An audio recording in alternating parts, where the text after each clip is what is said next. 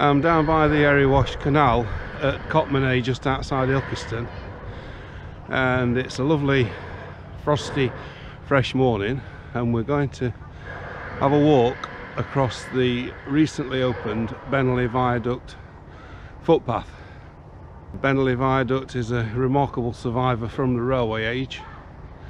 It's only the second wrought iron viaduct of its type in the country, and it's been saved by a group that was set up for that purpose, and I'm pleased to say they've succeeded in their aims, and the viaduct is now open to the public to walk across, and we're going to take a walk across there and have a look at the views of the Erewash Valley. Before we start the walk, I want to just give you a very brief history of the viaduct and the area in which it's located.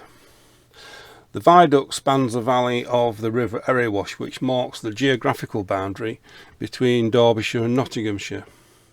The area has a long history of coal mining, and at the height of its industrial output, the valley boasted 2 canals and a mainline railway running north to south.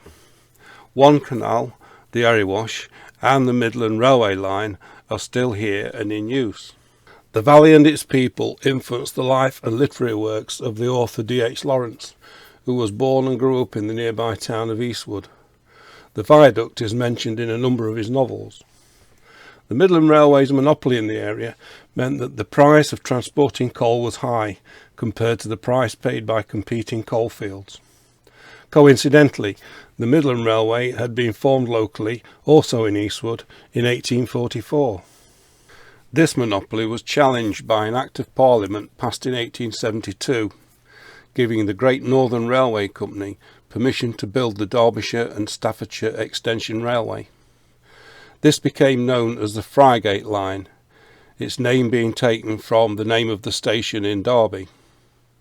The line went from Nottingham to Derby and then on to Eggington Junction in Staffordshire, and it had branches running into the Erewash coalfield and also into many pits of the valley.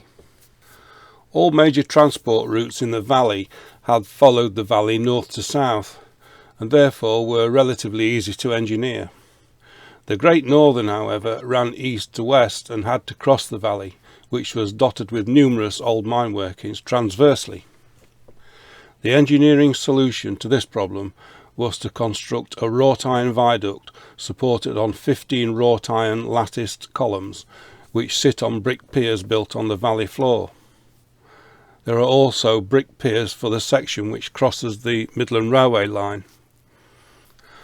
On the 31st of January 1916, the viaduct witnessed the effects of a Zeppelin raid when airship L-20 dropped 7 high explosive bombs on the nearby Midland Railway line. It is said that there are still shrapnel marks visible on the ironwork of the viaduct, but luckily it didn't suffer a direct hit and therefore escaped any serious damage. It is thought that the glow from the adjacent Bennerley ironworks attracted the attention of the Zeppelin crews, whose targets were Liverpool, Manchester and Sheffield, but due to a combination of bad weather and rudimentary navigation equipment, found themselves lost somewhere over England. Bombs were also dropped on nearby Stanton ironworks, resulting in civilian fatalities. The viaduct took 18 months to construct and was completed in January 1878. It had a working life of 90 years and lay derelict for a further 54 years, coming close to being demolished following the line's closure.